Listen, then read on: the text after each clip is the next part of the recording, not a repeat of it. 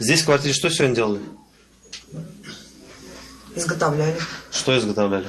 Вроде бы обычная семья, муж с женой, обоим около 40. Маленький ребенок, они были очень гостеприимные, любили готовить. Малыш был все время рядом. С радостью почивали гостей, но не всех. Оперативникам были не рады.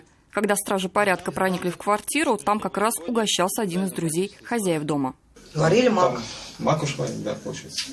Из семян мака, получается, изготавливали наркотические средства. Да. Сегодня здесь употребляли в квартире? Да.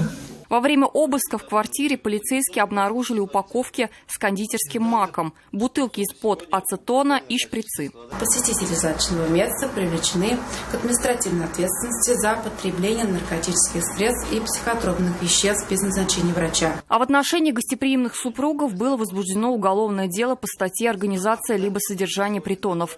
Сейчас пара находится под подпиской о невыезде. Диляра Исупова и Елена Саляхова. Вызов 112.